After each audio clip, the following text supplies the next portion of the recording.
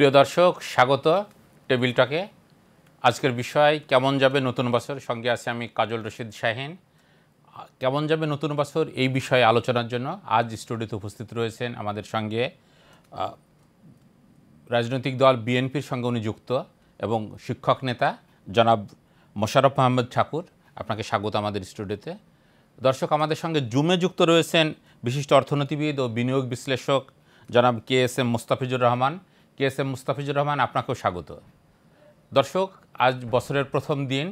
আমরা 2024-এর মতো একটা ঘটনাবহুল বছর পেরিয়ে নতুন বছর শুরু করতে যাচ্ছি এবং নতুন বছর শুরুর প্রথম দিনের টেবিলটাকে আমরা প্রথম যে প্রশ্নটা রাখতে চাই আমাদের মোশাররফ আহমেদ ঠাকুর ভাইয়ের কাছে, যে এই নতুন বছরে আপনার আসলে প্রত্যাশাটা কী, একজন রাজনীতিবিদ এবং শিক্ষক নেতা হিসাবে আপনার কাছে জানতে চাচ্ছি। ধন্যবাদ আপনাকে। আমি শিক্ষক নেতা না, জি, যাই আমি শিক্ষকতা করি। এটা শিক্ষক নেতা বললে আবার শিক্ষক নেতারা খেপে যাবে যে কি ব্যাপার, উনি শিক্ষক রাজনীতির সাথে আবার যুক্ত হলো কবে। জি জি। তো আপনার দর্শক শ্রোতাকে শুভেচ্ছা, আপনাকে শুভেচ্ছা। এবং নতুন বছরে অবশ্যই আমরা একটা ভালো কিছু প্রত্যাশা করি। জি। গত 2024 বাংলাদেশের জন্য অত্যন্ত ঘটনাবহুল একটি বছর। জি।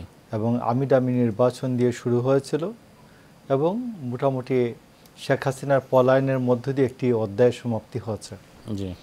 তো এই জন্য আমি মনে করি বাংলাদেশের সংগ্রামী জনগণ এবং বাংলাদেশের সংগ্রামী রাজনৈতিক কর্মী, সকল শ্রেণী পেশার মানুষকে আমরা নতুন বছরের শুভেচ্ছা জানাই।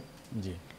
তো সেই ক্ষেত্রে আপনি যেটা প্রত্যাশার কথা বলেছেন, যে আমি মনে করি যে 2024-এ আমরা যে অধ্যায়টি সমাপ্ত করতে পেরেছি, যে স্বৈরাচার এবং ফ্যাসিবাদের যে অবসান হয়েছে, এই অবসানের মধ্য দিয়ে আগামী বছর একটি নতুন নির্বাচন, বাংলাদেশের মানুষের অধিকার প্রতিষ্ঠা এবং বাংলাদেশের গণতন্ত্রের যে প্রথম পার্ট, যেটা দ্বার উন্মোচন, একটি নির্বাচন, এই নির্বাচনটি হবে এবং নির্বাচনের মধ্য দিয়ে বাংলাদেশের অধিকার প্রতিষ্ঠার লড়াইয়ের যে একটা পথ আমরা পাড়ি দেব এবং এর মধ্যে দিয়ে একটি নতুন সরকার, নির্বাচিত সরকার প্রতিষ্ঠিত হবে, এটা প্রত্যাশা করছি। এই সময় ধরেন নির্বাচন এবং সংস্কার, এই দুইটা বিষয়ই খুবই আলোচিত এবং এক পক্ষ বলছে যে দ্রুত নির্বাচনের একটা ডেট বা সময়ক্ষণ নির্ধারণ করে দরকার, আর এক পক্ষ মনে করছে যে আসলে সংস্কার তারপরে নির্বাচন। এই বিষয়ে আপনার ভাবনাটা কি, আপনি কি মনে করছেন? আমি আপনাকে বলি যে আমার দেশে আমরা মনে করি যে নির্বাচনও দরকার, সংস্কারও দরকার। যেমন ধরুন, আমি আপনাকে জিজ্ঞেস করছিলাম যে আপনার সাবজেক্ট কি। ধরুন আমরা মনে করি পুলিশের সংস্কার চাই, মনে করুন পুলিশের সংস্কারটা চাই। তো পুলিশের সাথে পুলিশের সংস্কার করতে গেলে প্রথমেই লাগবে এটার PRB, police regulation of Bengal, 1861 সালে যেটা তৈরি হয়েছিল, যে একটা ছিল, হ্যাঁ, police regulation of Bengal, PRB। এই PRB সংশোধন করতে হবে, মানে টোটাল পুলিশের যে অর্গানোগ্রাম আছে এটাতে হাত দিতে হবে, পুলিশের স্ট্রাকচারে হাত দিতে হবে, পুলিশের ট্রেনিংয়ে পরিবর্তন আনতে হবে। নাম্বার 2 হচ্ছে পুলিশের সাথে জড়িত হচ্ছে আমাদের দণ্ডবিধি। দণ্ডবিধি আপনি জানেন যে 1835 সালে শুরু হয়েছিল এটা প্রণয়নের কাজ, 1860 সালে এটা শেষ হয় এবং পাস হয়। তারপরেও ব্রিটিশ সরকার 2 বছর সময় নেয় এটা কার্যকর করতে। তো এই যে 25 বছর আর 2 বছর 27 বছরের যে পেনাল কোড, এই পেনাল কোড আজ পর্যন্ত পাকিস্তান আমলের চেয়ে পরিবর্তন হয়নি, বাংলাদেশ আমলে কোনো পরিবর্তন হয়নি পেনাল কোডের। 2-1টা শুধু এই দাড়ি কমা সেমিকলন, যেমন শুধুমাত্র একটা আমাদের এখানে পরিবর্তন হচ্ছে পেনাল কোডের, সেটা যাবজ্জীবন আগে ছিল 14 বছর, এটা এখন 30 বছর, এটা এরশাদ সাহেব করে গেছিলেন। আপনি দেখুন ফৌজদারি কার্যবিধি, ফৌজদারি কার্যবিধির পরিবর্তন দরকার হবে কেন? 1898 সালে ফৌজদারি কার্যবিধি, ফৌজদারি কার্যবিধিতে আছে যে 164 দ্বারা জবানবন্দি পুলিশ মেয়ারে পিটে আয়না ম্যাজিস্ট্রেট সাহেবের সামনে আয়না দেয়, দিয়া বলে তুই যদি এগুলো স্বীকার না করিস আবার নিয়ে দুলাই দেব। তো এই যে 164 ধারায় যে জবানবন্দি প্রদানের যে বিষয়টি, এটিতে পরিবর্তন আনতে হবে যে 164 ধারায় জবানবন্দির জন্য কোনো আসামিকে যদি ম্যাজিস্ট্রেটের কাছে প্রডিউস করা হয়, তাইলে সে জবানবন্দি দিক আর না দিক, তাকে আর পুলিশের কাছে ফেরত পাঠানো যাবে না। তো এই যে নির্যাতনের পথ, মানে পুলিশকে নিপীড়ক হয়ে ওঠার যে পথ যেটা তৈরি করে দেওয়া আছে, এটা ব্রিটিশ আমলে ছিল, এটা স্বাধীন দেশের নাগরিকের জন্য তো হতে পারে না। তো এই জন্য যেটা যে পুলিশ করে কি, যে সাক্ষ্য প্রমাণের দরকার নাই বাবা, এত ঝামেলায় যাব কেন, মায়ের পিট করে একটা স্বীকারোক্তি দেওয়াই দিলেই তো হইল, এত খুঁজাখুঁজিতে যাব কেন। এইটা ফৌজদারি কার্যবিধির পরিবর্তন দরকার হবে। আপনার এভিডেন্স অ্যাক্ট, সাক্ষ্য আইন, এটা পরিবর্তন দরকার হবে। তাইলে আমি আপনাকে বলছি যে এই কাজটা করতে কতদিন লাগবে। এই কাজটা করতে এটার সাথে রিলেটেড ল, পেনাল কোড, রিলেটেড ল PRB 61, রিলেটেড ল 1898 ফৌজদারি কার্যবিধি, রিলেটেড ল 1872 সাক্ষ্য আইন, এই জিনিসগুলি পরিবর্তন করলে তাইলে পুলিশের একটা সংস্কার হবে। তাইলে এই পুলিশের সংস্কারটা করতে গেলে লাগবে 10 বছর, মানে সংস্কারটা একটু চলমান, মিনিমাম 10 বছর, মিনিমাম 10 বছর লাগবে। তাইলে সংস্কার একটা চলমান প্রক্রিয়া, এবং এটাতে যেসব রাজনৈতিক দল সরকারে আসবেন বা আসতে চান, এদেরকে একটা সমঝোতায় আসতে হবে যে আমরা এই কাজগুলি পর্যায়ক্রমিকভাবে করতে থাকবো, ওই কাজের উপরে প্রায়োরিটি তাদের থাকবে, যেই ক্ষমতায় আসি না কেন আমরা এইগুলো করতে থাকবো, তাইলে সংস্কারটা হবে। আর এমনি যে সংস্কার যেটা, এটা কাগজে সংস্কার হতে পারে। আপনি জানেন যে 111 সময় পুলিশের একটা সংস্কারের জন্য একটা বড় কাগজ বস্তাবন্দি হয়ে আছে, এটা কোন কাজে আসে না।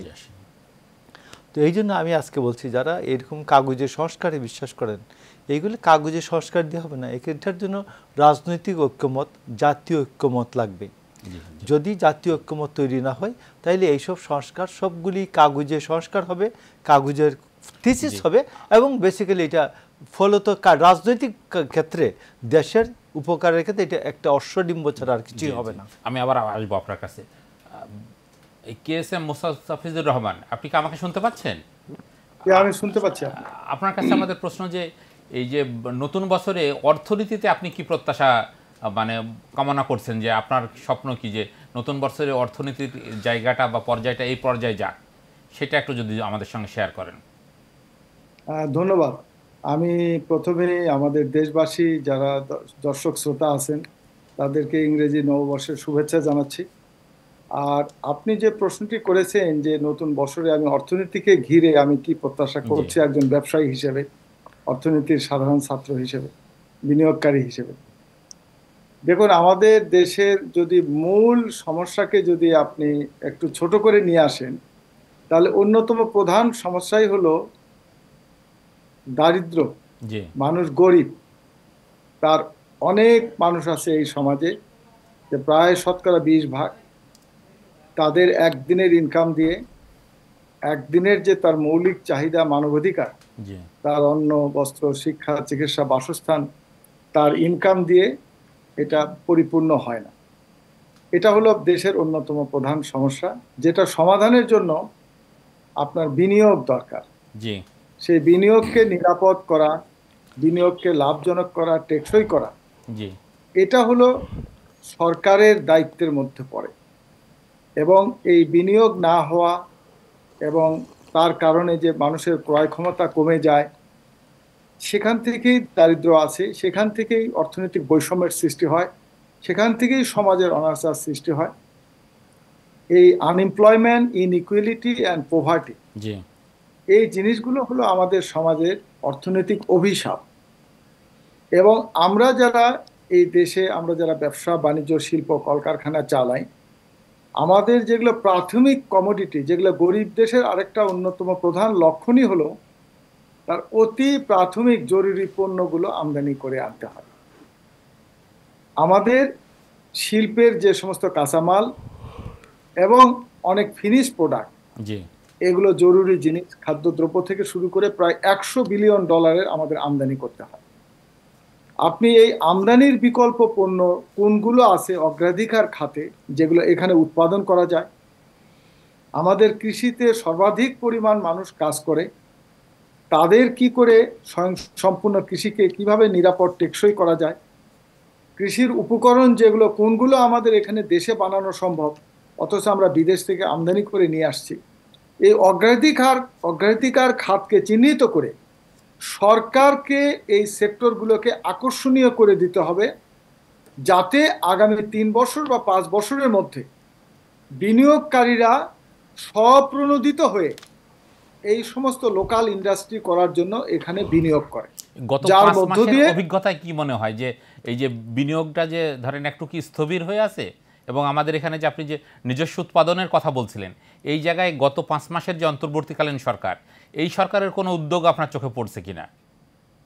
আমি শুধু 5 মাসকে যদি আলাদা করেন, জি তাহলে এই অল্প সময় এটাকে আপনি এর যে একটা প্রবৃদ্ধি বা এটার যে একটা পজিটিভ ইম্প্যাক্ট পড়েছে সেটাকে আপনি আলাদা করতে পারবেন না।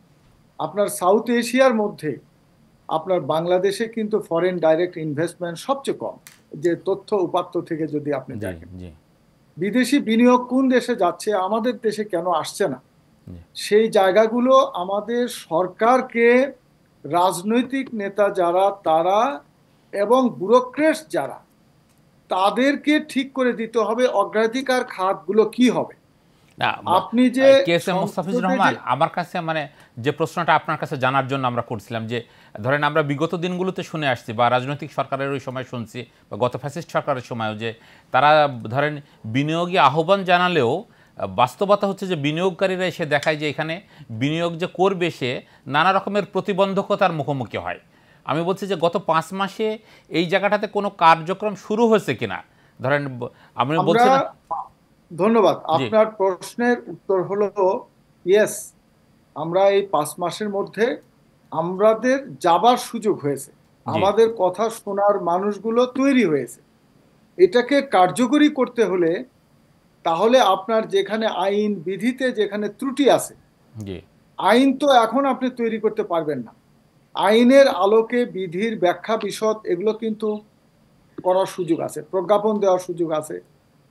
ফলে যে সমস্ত জায়গায় এবং যেখানে আইনই যেখানে আছে, আইনের যথাযথ প্রয়োগটা করেও কিন্তু আমরা দেশীয় শিল্পের বিকাশে আমরা হাত দিতে পারি।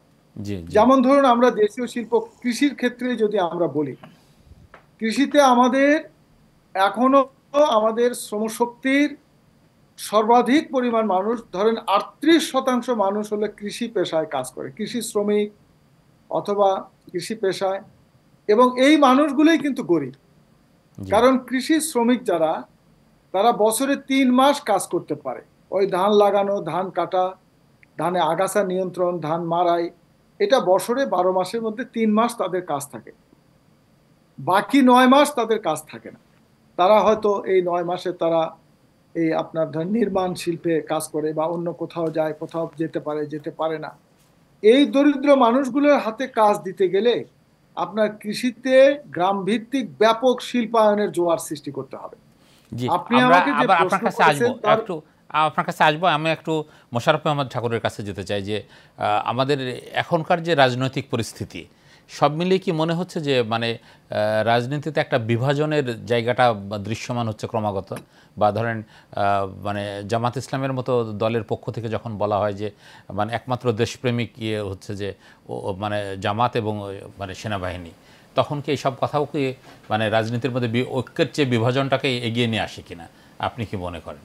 দেখুন, যে 1971 সালের জি 6ই সেপ্টেম্বর দৈনিক সংগ্রাম পত্রিকায় আছে যে জামাতে ইসলামের ওই সময় নেতা গুলাম আজম সাহেব, জি তিনি বললেন যে পাকিস্তানি সেনাবাহিনী, পাক সেনাবাহিনী আর জামাতে ইসলাম হলো পরীক্ষিত দেশপ্রেমিক, আর বাকি সব গাদ্দার গাদ্দার এবং কাফের।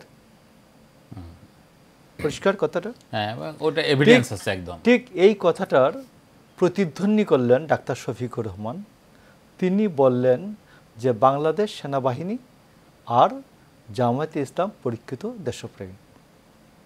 ওনার সাহস হয় নাই বাকিরা গাদ্দার গাদ্দার এবং কাফের এই কথাটা বলতে সাহস করেন নাই আর কি, বাকিটুকুন হয়তো সময় হলে বলবেন।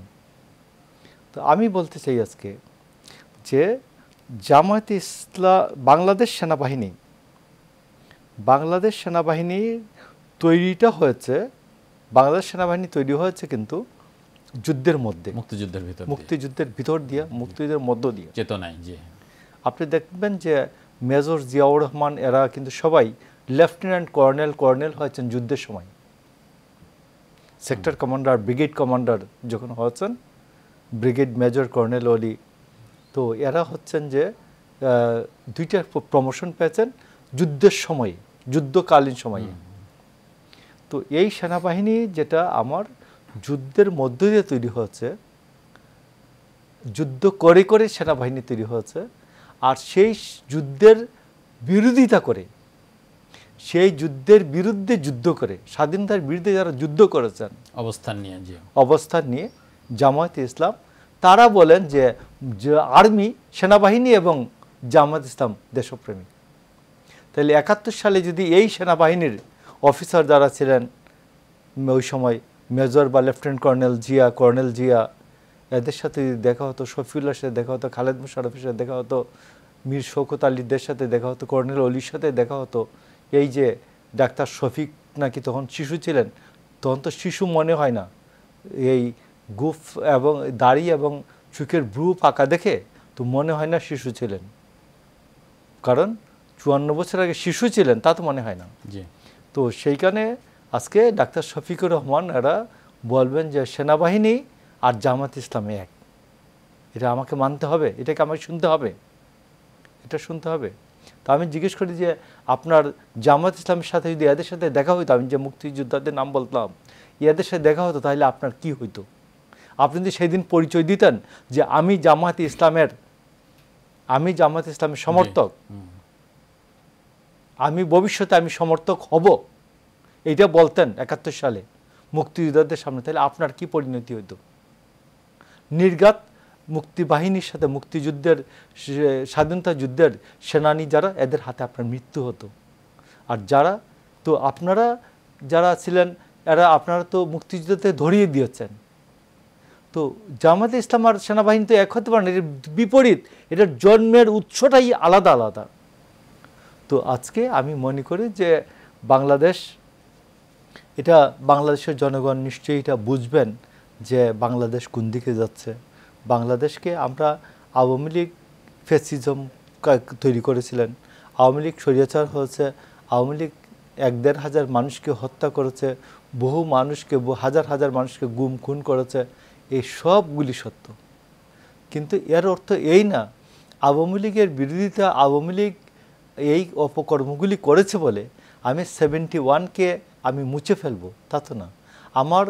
আমার এই বাংলাদেশের, আমি বাংলাদেশি, বাঙালি মুসলমান, তো আমি বাংলাদেশি হিসাবে আমার জীবনের শ্রেষ্ঠ গৌরবের পিলারটা হচ্ছে 71, আমার 71, আমার 52, আমার 62, আমার 69, আমার 75-এর 7ই নভেম্বর, আমার 90, আমি এইগুলাকে মুছে ফেলবো না। তো আপনি জামায়াতে ইসলামের 24-এর আগে আপনার কোনো গৌরবময় কোনো দিবস নাই, কোনো ব্যক্তি নাই, এই জন্য আপনি মুছে ফেলতে চান।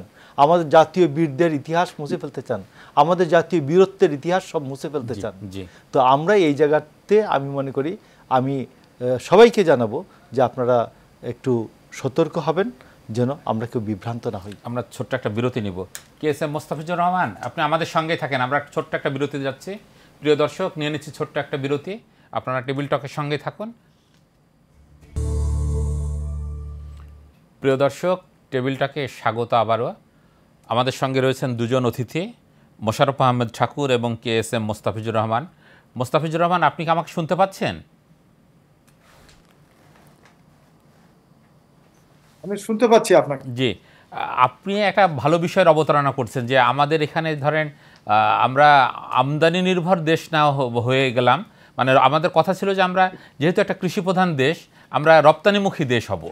তো আপনি যে প্রসঙ্গের অবতারণা করলেন, আমাদের কাছে মানে আমাদের জিজ্ঞাসাটা যে আপনারা কি এই বিষয়গুলো এর আগেও সামনে নিয়ে আসার চেষ্টা করছিলেন যে আমরা আমদানির চেয়ে মানে আমরা রপ্তানির দিকে গুরুত্বটা দিয়ে, বিশেষ করে আমাদের কৃষিক্ষেত্রের বা কৃষি সেক্টরের যে পণ্যগুলো রয়েছে সেই সব জায়গাগুলোতে নিজেদের উৎপাদন বাড়ানো? এবং আমরা মানে কাদের কথা বলছি? ধরেন আপনারা যারা বিনিয়োগের সঙ্গে যুক্ত বা আপনারা যারা অর্থনীতির এই মানে ব্যবসায়ী সমাজ, মোট কথা দেখুন, বিনিয়োগকারীর কিন্তু কোনো পূর্ব নিয়ত থাকে না যে জি আমি এই জায়গায় বিনিয়োগ করব।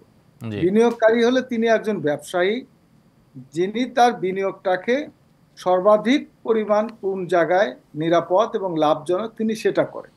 এই যে জাহাঙ্গীরনগর ইউনিভার্সিটিতে যে পাখিগুলো আসে, বিনিয়োগকারী হলে ঠিক ওই রকম, যে এখানে তারা শীতকালে আরাম পায়, এই কারণে তারা এখানে আসে। আবার যখন ন্যাচারালি যখন আপনার এই টেম্পারেচার বেড়ে যায়, উষ্ণতা হয়, তখন তারা এখান থেকে কোথায় চলে যায় কেউ জানে না। আমাদের দেশে বিনিয়োগ করবে নাকি ভিয়েতনামে করবে, না চায়নায় করবে, না ভারতে করবে, জি সেটা হলো ওই দেশের সরকার যিনি থাকেন, ওই দেশের ব্যুরোক্রেটস যারা, তাদেরকে ঠিক করতে হবে যে আমরা কোন সেক্টরকে আমরা স্বয়ংসম্পূর্ণ করতে চাই। এখানে আমি কেউ না, আমি কৃষক প্রতিনিধি হই আর আমি ব্যবসায়ী হই, আমি এখানে কেউ না। আমি হলো বিনিয়োগকারী, আমি দেখব যে আমার টাকাটা কোন জায়গায় মুনাফাটা মুখ্য। এবং লাভজনক। জি একটা রাষ্ট্র যিনি চালান, তার একটা রাষ্ট্র চালানোর একটা দর্শন থাকে, জি যে জি আমি এই রাষ্ট্রের, আমি মানুষের দারিদ্র্য বিমোচন করব, এই রাষ্ট্রের মধ্যে আমরা একটা সাংস্কৃতিক নিজস্ব সংস্কৃতি গড়ে তুলব, আমরা এই রাষ্ট্রের মানুষের জীবনযাত্রার মান উন্নত করব, বিশ্বের ভেতরে এটা একটা একটা অনন্য উদাহরণ তৈরি হবে। সেই আলোকে তারা তাদের শিল্প খাতকে সাজায়, সাংস্কৃতিক খাতকে সাজায়, তার সামাজিক ব্যবস্থাপনা সাজায়, শিক্ষা ব্যবস্থা, স্বাস্থ্য ব্যবস্থা, এগুলো তারা সাজায়। তো আমরা শিল্প কলকারখানা যখন সাজাতে যাব, তখন আমরা কোনটা সাজাবো? আমাদের সামগ্রিক অর্থনীতির মধ্যে যেটা সবচেয়ে গুরুত্বপূর্ণ, এবং শিল্প মানেই হলো কাঁচামাল এবং যন্ত্রপাতি। তা জি আমার কোথায় কাঁচামালটা আমার অ্যাভেলেবল আছে? আমার কৃষিতে আছে, কৃষিভিত্তিক শিল্প হতে হবে, অথবা কৃষকের উৎপাদিত পণ্য দ্বারা শিল্প হতে হবে, অথবা কৃষি ফসল চাষাবাদ করতে যে সমস্ত উপকরণের প্রয়োজন হয় সেই সমস্ত ইন্ডাস্ট্রি করতে হবে। তারপরে মৌলিক চাহিদার মধ্যে দেখুন, আমাদের দেশে পোশাক শিল্প স্বয়ংসম্পূর্ণ হয়ে গেছে, জি আমাদের ঔষধ শিল্প স্বয়ংসম্পূর্ণ হয়ে গেছে। ঔষধ আমরা যদি একটা বছরে প্রায় 45,000 কোটি টাকার ঔষধ বাংলাদেশে এই ঔষধ শিল্পরা উৎপাদন করে। আপনি যদি এই এই ঔষধটা যদি আমদানি করে আনা লাগতো, আমাদের 80 সালেও আমাদের দেশের 90% ঔষধ আমদানি করে কিনতে হয়েছে। সেই সময় কোনো একটা সরকার তিনি মনে করেছে যে আমাদের এই খাতটাকে স্বয়ংসম্পূর্ণ করা দরকার। সাথে সাথে কিছু ব্যবসায়ী উদ্যোক্তা, কিছু সমাজ সংগঠক ব্যক্তি, কিছু মিলিটারি ব্যুরোক্রেটস, জি তারা মিলে তারা আইনটাকে সংস্কার করেছে। করার সাথে সাথেই আজকে 40 বছর পরে এসে দেখা যাচ্ছে যে আমাদের দেশের জিডিপির যে বিরাট অংশ ঔষধ যদি আমদানি করে লাগতো, আমরা যে 45,000 কোটি টাকার যে ঔষধ আমরা এখানে উৎপাদন করে খাই, এই ঔষধ যদি আপনি আমদানি করতেন, তাহলে 4 লক্ষ কোটি টাকার এই ঔষধ আমাকে আমদানি খরচ যাইতো, যেটা আমাদের বাজেটের অর্ধেকেরও বেশি। তাহলে সেই সময়ের যে সমস্ত বোদ্ধা ব্যক্তিরা চিন্তা করেছিল যে আমাদের ঔষধ খাতটাকে স্বয়ংসম্পূর্ণ করতে হবে, এটা হয়ে গেছে। আপনি কৃষি খাতে এরকম আপনি একজন বোদ্ধা লোক লাগবে। আমাদের যারা কৃষি মন্ত্রী হয়, যারা কৃষি সচিব হয়, তারা তো অনেক প্রজ্ঞাবান মেধাবী। তাকে তো ভাবতে হবে যে আমার এই কৃষি সেক্টরটাকে আমি স্বয়ংসম্পূর্ণ করতে চাই, জি জি এখানে কি আমরা আছে কি নাই। আবার আপনার কাছে আসবো, আমরা বুঝতে পারছি আপনার কাছে আবার আসবো। আমরা একটু মোশাররফ আহমেদ ঠাকুরের কাছে যেতে চাই। যে আমরা গতকাল দেখলাম যে মানে মার্চ ফর ইউনিটি, এবং যেটা ওই যে বলা হলো যে বৈষম্য বিরোধী ছাত্র আন্দোলন এবং জাতীয় নাগরিক কমিটির তরফে এই যে মার্চ ফর ইউনিটির কথা বলা হচ্ছে, এই ইউনিটি আসলে ঐক্য নিয়ে আসবে নাকি বিভাজনের ইঙ্গিত দিচ্ছে? আপনি কি মনে করেন রাজনীতিবিদ হিসাবে? ধন্যবাদ আপনাকে। দেখুন, এটা তো পরশু রাত্রে মধ্যরাতের পরে এটা পরিবর্তন হলো। তার আগে কথা ছিল যে জুলাই বিপ্লবের ঘোষণাপত্র পাঠ করা হবে, জুলাই বিপ্লবের ঘোষণাপত্র পাঠ এবং গ্রহণ করা হবে। তো জুলাই বিপ্লবের পাঠ এবং ঘোষণাপত্র, তো আপনি জানেন যে যে কোনো ঘোষণাপত্র বা যে কোনো আইন, কোনো কিছুর একটা পটভূমি থাকে, একটা ফলাফল থাকে। তো এই ঘোষণাপত্রের মাধ্যমে আপনি কি অর্জন করতে চান এটা তো লাগবে। কি অর্জন, লক্ষ্যটা কি? আপনার ইন্নামাল আমালু বিন্নিয়াত, সকল কাজের ফলাফল নিয়তের উপর নির্ভরশীল। 1400 বছর আগে এটা হাদিসে শরীফে বলা হয়েছে, বুখারী শরীফের প্রথম হাদিস। তো আপনার নিয়তটা কি, উদ্দেশ্যটা কি? উদ্দেশ্যটা যদি এটা যদি শুধুমাত্র ইতিহাসে কয়েকটি পাতা পাঠযোগ্য করে সংযোজন করা হবে, আমার কোনো কথা নাই। কিন্তু এই বিপ্লব ঘোষণাপত্র এইরকম একটা ঘটনা আমাদের সামনে, জাতির সামনে আরও আছে। 1971 সালের 14ই এপ্রিল এটা প্রথম লিখেন আমিরুল ইসলাম, লিখে এটা তারপর আলাপ আলোচনা করেন এবং এটা গৃহীত হয় এবং 17 তারিখ এটা পাঠ করা হয় এবং 10 তারিখে এফেক্ট দেওয়া হয়, যেহেতু 10 তারিখ থেকে সরকার গঠনের কথা। তো 10ই জুলাই থেকে 10ই এপ্রিল থেকে তো মুজিবনগর সরকার হয় এবং এই সরকারের শপথ গ্রহণের পরপর আপনি দেখবেন যে এই ঘোষণাপত্র পাঠ এবং সরকারের শপথের পরপর আমাদের ওই সময়ের যে রিটায়ার্ড এবং সার্ভিং আর্মি যারা ছিলেন, পুলিশ যারা ছিলেন, তারা এই সরকারকে, তাজউদ্দিন আহমেদকে এবং সৈয়দ নজরুল ইসলাম এদের মন্ত্রিসভাকে তারা স্যালিউট করেন, মনে আসছে, গার্ড অফ অনার দেন। তো কিন্তু ওই সময় 70 সালে কিন্তু জেনারেল উসমানী, যিনি কর্নেল উসমানী ওই সময়ে, তিনি কিন্তু বেসিক্যালি একজন MNA ছিলেন, জাতীয় পরিষদের সদস্য ছিলেন। তো তিনি যখন পোশাক গ্রহণ করলেন এবং বিপ্লবের ঘোষণার সাথে একমত হয়ে তিনি গার্ড অফ অনারে তিনি এই গভর্নমেন্টের যারা ছিলেন তাদেরকে স্যালিউট করলেন। তাইলে আজকে কোয়েশ্চনটা হচ্ছে, এই ঘোষণাপত্র, জুলাই বিপ্লবের ঘোষণাপত্র গ্রহণের মধ্যে দিয়ে আপনি কি অর্জন করতে চান? আপনি কি কোনো কর্তৃত্ব তৈরি করতে চান? কোনো কর্তৃপক্ষ তৈরি করতে চান যে কর্তৃপক্ষকে আমাদের সামরিক বেসামরিক আমলারা স্যালিউট করবেন, আমাদের সেনাবাহিনীর প্রধান এসে স্যালিউট করবেন, এমন কোন কর্তৃপক্ষ তৈরি করতে চান? না। আরেকটা হতে পারে যে এই বিপ্লব ঘোষণাপত্রের মধ্য দিয়ে আগে যে ইন্টারিম গভর্নমেন্ট আছে, এই গভর্নমেন্ট টোটালটা আপনি ডিজলভ হয়ে যাবে, নতুন গভর্নমেন্ট তৈরি হবে, কোনটা হবে? এই যে বহুবিধ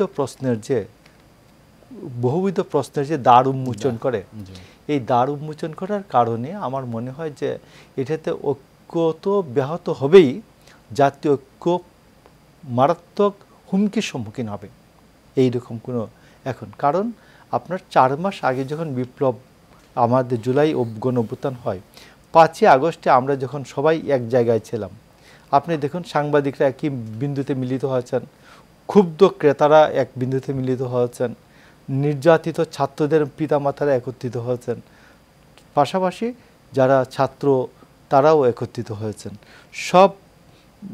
সব মোহনা একসাথে এসে মিলিত হচ্ছে, এক মোহনায় মিলিত হচ্ছে। আজকে কিন্তু এই জায়গাটাতে নাই। আজকে আমরা মনে করি যারা ওই সময় চাইতেন যে শেখ হাসিনার অপসারণের পর একটা সরকার গঠিত হবে, একটা গণতান্ত্রিক সরকার গঠিত হবে, এরা আজকে বলছেন গণতান্ত্রিক সরকার প্রতিষ্ঠিত করো। আজকে যারা অর্থনৈতিকভাবে যারা জুলুমের শিকার ছিলেন, এরা মনে করেন যে না, আমার অর্থনৈতিক মুক্তি তো হয় নাই। যারা মনে করেন চালের দাম কমবে মনে করেছিলেন, আর চালের দাম কমে নাই। যেসব রিক্সাওয়ালারা মনে করতেন যে তাদের অবস্থার পরিবর্তন হবে, তারা দেখছে না, তা তো হয় নাই। তো আজকে তো ওই এক জায়গায় নাই, 5 তারিখের জায়গা বা 8 তারিখের জায়গায় তো আমরা কেউই এক জায়গাতে এক বিন্দুতে মিলিত নাই।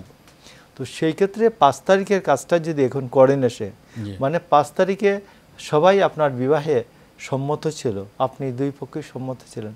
এখন 5 তারিখের পর ধরেন 4 মাস বিবাহ ঘর সংসার করার পরে মায়ের সাথে একটু ঠুকাঠুকি হচ্ছে, বাবার সাথে একটু কথা গড়মিল হচ্ছে, সবার সাথেই বিভিন্ন স্বার্থ বিষয় নিয়ে গোলমাল হচ্ছে।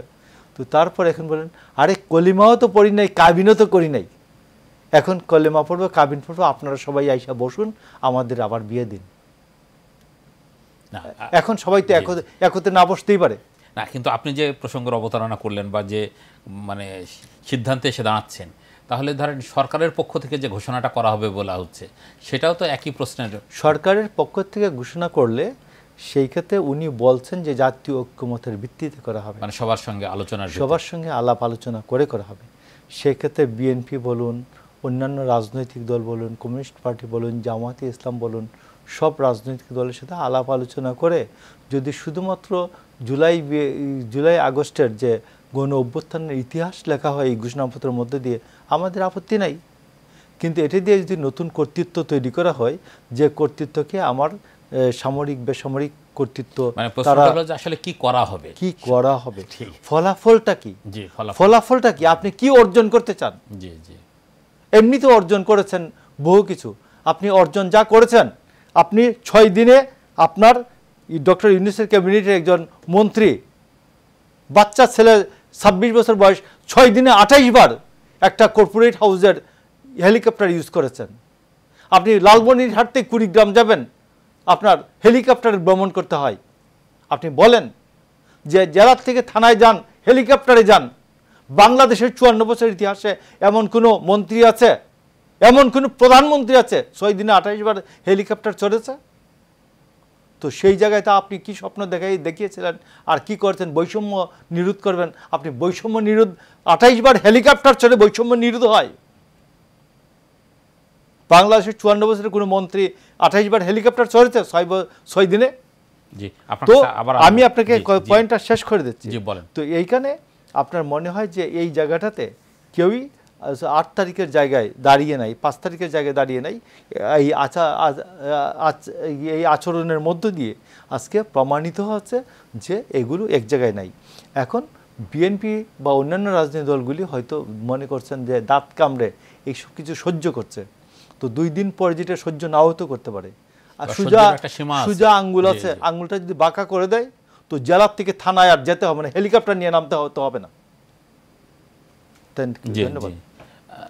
কেএসএম মোস্তাফিজুর রহমান, আপনার কাছে যাচ্ছি যে ধরেন আমাদের এখানে ব্যবসায়ীদের সম্পর্কে আমাদের যে অতীতের যে অভিজ্ঞতা এবং ব্যবসায়ীদের সম্পর্কে ধরেন আমাদের আগে যে ইমেজ ছিল, আমাদের মনে হয় যে সাম্প্রতিককালে ব্যবসায়ীদের প্রতি মানুষের নানা রকমের প্রশ্ন তৈরি হয়েছে এবং মনে করা হয় যে ব্যবসায়ীরা আসলে একেবারেই মুনাফা নির্ভর একটা মানে কর্পোরেট প্রতিষ্ঠানে পরিণত হয়েছে এবং যেখানে ধরেন দেশপ্রেম যদি বলি বা জনগণ বান্ধব কোনো কার্যক্রমের কথা বলি, সেই জায়গাগুলো তুলনামূলকভাবে একটু মানে সংকুচিত হয়ে এসেছে। আপনার কি মনে হয় যে ব্যবসায়ীরা কি আসলে একেবারেই ব্যবসার দিকেই ঝুঁকে পড়েছে, নাকি তাদের কাছে দেশপ্রেম বা জনগণের জন্য, সমাজের জন্য এই বিষয়গুলো মানে সমানভাবে গুরুত্ব পাচ্ছে? ধন্যবাদ। দেখুন, যে কোনো ব্যবসা প্রতিষ্ঠান তাকে সরকারের কোনো না কোনো অধিদপ্তর থেকে তাকে লাইসেন্স নিতে হয়। ওই অধিদপ্তর যে তাকে অনুমতিপত্র দেন, লাইসেন্স দেন, সেটা কোনো না কোনো মন্ত্রণালয়ের কোনো আইন এবং বিধির আলোকে সেটা হয়ে থাকে। তাহলে যদি কোনো ব্যবসায়ীকে যদি আপনার নিয়ন্ত্রণ করতে চান, তাহলে আইন এবং বিধির আলোকে একটা দেশপ্রেমিক রাজনৈতিক নেতা এবং দেশপ্রেমিক যে আইন প্রণেতা হিসেবে আপনি আইনটা এমনভাবে করেন এবং তার আলোকে বিধিবিধানটা এমনভাবে করেন যাতে কোনো রাজনৈতিক নেতাকে, কোনো ব্যবসায়ী নেতাকে কোনো রাজনৈতিক নেতার কাছে যে তাকে লেজুর ভিত্তিক ধর্ণা দেবার প্রয়োজন না হয়। যখনই আপনি এই সমস্ত আইনের শাসন যখন প্রতিষ্ঠা হবে না, যখনই আপনি সেখানে আর একজনকে ইনইকুয়ালিটি, যেটা বৈষম্য যখন হবে, আপনি ধরেন এক মার্কার মানুষকে সুবিধা দিচ্ছেন আর এক মার্কার মানুষকে সুবিধা দিচ্ছেন না, তখনই কিন্তু ব্যবসায়ীরা তার অস্তিত্বের প্রয়োজনে তারা বিভিন্ন দলমুখী হওয়ার সুযোগ সৃষ্টি হয়। আপনি ব্যবসায়ীকে ব্যবসা করতে দেন, রাজনৈতিক নেতারা রাজনীতি করবে, সিভিল ব্যুরোক্রেটসরা হবে পলিটিশিয়ান, যার কোনো রাজনৈতিক পরিচয়ই থাকবে না। তখন আপনার একটা দেশ ধীরে ধীরে সুশৃঙ্খল যাবে এবং তার ইনস্টিটিউটগুলো কাজ করবে। আজকে বাংলাদেশ তো পৃথিবীর 200 দেশের মধ্যে একটা দেশ। পৃথিবীর বহু দেশ আছে যে দেশে ব্যবসায়ীরা রাজনীতির সঙ্গেও সম্পৃক্ত আছে, আবার তারা ব্যবসাও করছে, আবার সেগুলো কিন্তু তাদের বিধি বিধান দিয়ে আমাদের দেশের মতো কথা হচ্ছে না। তা আপনি যদি যেটা বলেন যে ব্যবসায়ীরা যে মুনাফা করছে, তাদেরকে ধারণা করা হয় তাদের ভেতরে ন্যূনতম দেশপ্রেম নেই, এটা কিন্তু আপনার প্রশ্ন করার সুযোগ থাকবে না যদি আপনার প্রত্যেকটা জায়গায় যদি প্রতিষ্ঠানগুলো কাজ করে, আইনটা যদি সঠিকভাবে যদি প্রয়োগ হয় এবং আইন প্রয়োগকারী সংস্থারা যদি আইনটা ধরেই যদি প্রয়োগ করে, এই সমস্ত জায়গায় আমাদের নজর দেবার সময় হয়েছে এখন। এখন যেহেতু একটি পরিবর্তিত পরিস্থিতিতে আমরা এসেছি, আমরা আশা করতে পারি যদি আমরা গণতান্ত্রিক প্রক্রিয়া যদি সঠিকভাবে থাকে এবং যদি আইন এবং প্রতিষ্ঠানগুলো যদি কাজ করতে পারে, তাহলে আমাদের কিন্তু এই দোষারোপগুলো আর করতে হবে না। এটা সময়ের মধ্য দিয়ে আমাদের অনেক শিক্ষা হয়েছে এখন আমাদের সঠিক পথে আমাদের যেতে হবে। জি, ডেমোক্রেসিটাই হলো আপনার এর সমাধান। মানুষের মধ্যে ভেদাভেদ থাকবে, কনফ্লিক্ট থাকবে, কনফ্লিক্ট থেকেই কিন্তু আপনার সমাজ সৃষ্টি হবে, রাষ্ট্র সৃষ্টি হবে, এবং সেটার সমাধানই কিন্তু রাজনীতি। জি, রাজনৈতিক নেতাদের সারা দেশে তাদের হায়ারার্কি থাকে বলেই তাদের একটা অপ্রাতিষ্ঠানিক তাদের একটা কাঠামো থাকে। সেই কাঠামো দ্বারা এই বিশৃঙ্খলাকে নিয়ন্ত্রণ করে এবং সরকারি আইন দ্বারা সেগুলো আপনার নিয়ন্ত্রণ করা যায়। জি। তো যাই হোক, আমার কথায় অল্প আমরা কথায় একটা আমরা বিরতি নিব, আশাবাদী, আশা বিরতি করি নিব। জি আমাদের জি জি প্রিয় দর্শক, টেবিলটাকে নিয়ে নিচ্ছি ছোট্ট একটা বিরতি, আপনারা আমাদের সঙ্গেই থাকুন। প্রিয় দর্শক, স্বাগত আবারও টেবিলটাকে।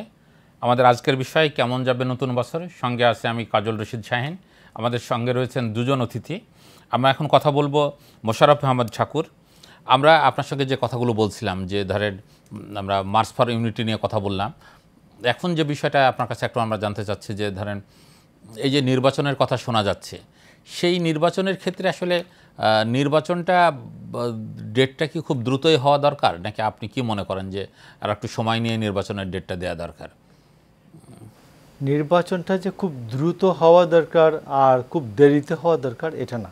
জি, যেমন ধরুন যে আমাদের প্রত্যেকেরই কাজের একটা দক্ষতা আছে, জি, ঠিক দক্ষতা অনুযায়ী এই যে ধরুন এই এতক্ষণ আমরা ইকোনমিক্সের আলোচনা শুনছিলাম, জি, ইকোনমিক্স আলোচনা একই ব্যক্তির ধান কাটতে যে সময় লাগে আরেকজন দক্ষ ব্যক্তির ধান কাটতে আরও কম সময় লাগে। অবশ্যই।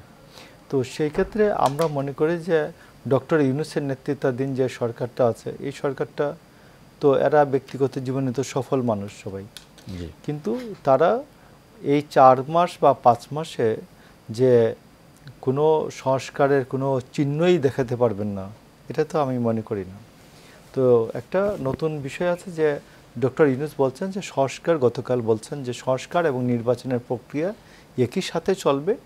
আজকে দেখবেন যে আপনি আমাদের সেনাবাহিনীর প্রধানের জি, একটা সাক্ষাৎকার আছে, উনিও আগামী 25 সালের মধ্যে উনি আমাদের নির্বাচনটা হওয়ার ইঙ্গিত দিয়েছেন। তো আমি মনে করি যে 25 সালের মধ্যে, আগামী বছর ডিসেম্বরের আগে, এই বছরের ভিতরে, আজ যেহেতু এই বছর সরি প্রথম আমরা দিন। এই বছরে জি। প্রবেশ করেছি আজকে, এই বছরের মধ্যে একটি নির্বাচিত সরকার হওয়া অত্যন্ত জরুরি। এবং এই জন্য আপনার কি কি কাজগুলি করতে হবে, এটা অগ্রাধিকার গভর্নমেন্টকে এই আগামী 7 দিনের মধ্যে তার অগ্রাধিকার প্রায়োরিটি কি এটা তাকে ডিক্লেয়ার করতে হবে। আপনি দেখুন যে আপনি তো পত্রিকার লোক, আপনি পত্রিকাটা আপনি যদি এই পরের দিন 10টায় বের করেন, না, আপনি কি এটা কেউ কিনবে? না, না, আবার যদি আগের দিন সন্ধ্যা 6টায় বের করে ফেলেন, এটা কি কেউ কিনবে? না। মানে যৌক্তিক সময় মতো একদম যৌক্তিক একটা সময় আছে, সেটা 12টা হোক, 1টা হোক আর 2টা হোক, এই যৌক্তিক সময়টার মধ্যেই আপনাকে বের করতে হয়। আচ্ছা মোশাররফ ভাই, আপনাকে একটা সম্পর্ক প্রশ্ন করি, যে ধরেন এই ইয়াতেই যে একদিকে ধরেন নির্বাচনের কথা উঠছে, আর একদিকে সংস্কারের কথা উঠছে, আবার এর ভিতরেই বলা হচ্ছে যে এই সংবিধান মুজিববাদী, এই সংবিধান ফ্যাসিস্ট এবং এই সংবিধান বাতিল করতে হবে। এই যে নানামুখী ধরেন মানে কণ্ঠস্বর শোনা যাচ্ছে, এইগুলো কি জনগণকে আরও বেশি বিভ্রান্ত করছে, বা সব মিলে? না, আপনি দেখুন যে আমাদের এই সংবিধানটা মোটামুটি আমরা 53 বছর কন্টিনিউ করেছি, হয়তো সংশোধন হয়েছে, কিন্তু সংশোধন করেছে, এবং সংশোধন তো কিছু কিছু ক্ষেত্রে প্রয়োজনও ছিল। আপনি দেখুন যে যদি 15th অ্যামেন্ডমেন্টকে বাদ দেওয়া হয়, 15th অ্যামেন্ডমেন্ট পঞ্চদশ সংশোধনী ছাড়া বাকি কনস্টিটিউশনের কোন জায়গাটা আছে যে একটা ভালো কাজ করতে বাধা দিচ্ছে? আপনি সাংবাদিকদের অধিকারের জন্য যে কোনো কিছু কাজ করেন, সরকার কি এই কনস্টিটিউশন কি কোনো ক্ষেত্রে বাধা? সংবিধান কি কোনো ক্ষেত্রে বাধা? 39-এর কথা একদম স্পষ্ট করে বলাই আছে সব। যে কোনো শ্রেণী গোষ্ঠীর জন্য কোনো স্বার্থ প্রোভাইড করেন, আপনাকে কেউ বাধা দিচ্ছে?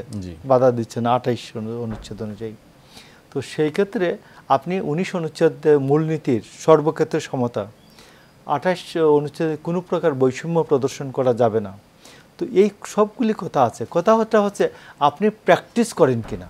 জি জি। আপনি আরেকটা প্রশ্নের উত্তর দেন তো, যে একই সঙ্গে যে মানে এই সংবিধান নিয়ে একটা কথা বলা হয় যে এই সংবিধান আসলে ফ্যাসিস্ট করে তোলে, না, আপনি সংবিধান, আমি আপনি বলতেছি দেখেন যে আমাদের থেকে ইন্ডিয়ান সংবিধান কিন্তু অনেক কার্যকর। জি, ইন্ডিয়ায় সংবিধান অনেক কার্যকর, কিন্তু ইন্ডিয়ান সংবিধানে যে ইন্ডিয়ায় যে চারু মজুমদার সহ বহু বিপ্লবীদেরকে হত্যা করেছে, নকশালবাড়ি এদেরকে হত্যা করেছে, বিন্দ্রানওয়ালে পাঞ্জাবের এদেরকে যে হত্যা করেছে, এদের সংবিধান কি আটকাইছে? আটকাতে পারে নাই। ঠিক তেমনি আবার কোনো সংবিধানের অধীনে কোনো ভালো কাজ করতে টিএন সেশনকে এটা বাড়িতেও করে নাই। টিএন সেশন ভালো কাজ করতে গেছেন, সেটাও বাড়িতে করে নাই। তো এখন বিষয়টা হচ্ছে যে আপনি সংবিধান ভালো কাজ করতে আটকায় কোন কোন জায়গায়, এই জায়গাগুলিকে অপসারণ করেন। আরেকটা বিষয় হচ্ছে যে আপনি সংবিধান, এই সংবিধান মুজিববাদীও না, এই সংবিধান ফ্যাসিস্টও না। শেখ হাসিনার সংবিধান লঙ্ঘন করে করে ফ্যাসিস্ট হয়েছেন, এবং তিনি সংবিধানকে তার ফ্যাসিস্ট হওয়ার প্রয়োজনে তিনি 57 ধারা সংশোধন করে প্রধানমন্ত্রীর কোনো রিটায়ারমেন্ট নাই তৈরি করেছেন। কিন্তু আগে তো রিটায়ারমেন্ট ছিল। এমনকি বলছেন যে প্রধানমন্ত্রী পদত্যাগ করলেও পরবর্তী প্রধানমন্ত্রী না আসা পর্যন্ত তিনিই দায়িত্ব পালন করবেন। তো এইগুলি হচ্ছে, আমি আপনি বলছি যে সংবিধান ফ্যাসিস্ট তৈরি করে না, ফ্যাসিস্টরা সংবিধানের কিছু কিছু জায়গায় তার গুটি স্থাপন করে তার সুবিধার জন্য। আমরা সংবিধান থেকে ফ্যাসিস্টের স্থাপিত গুটিটা অপসারণ করব, সংবিধানকে না। কে এস এম মোস্তাফিজুর রহমানের কাছে যাব। K S M Mostafizur Rahman, আমরা আলোচনার একেবারে শেষ দিকে আমরা আপনার কাছে জানতে চাচ্ছি যে এই যে মানে অন্তর্বর্তীকালীন সরকার এবং পরবর্তীতে রাজনৈতিক যে সরকার আসবে, সেই সরকার, এই দুই সরকারের কাছেই একজন মানে অর্থনীতিবিদ এবং বিনিয়োগ বিশ্লেষক হিসাবে আপনার মানে প্রধানতম প্রত্যাশাটা কি, একটু যদি সংক্ষেপে আমাদের সঙ্গে শেয়ার করেন।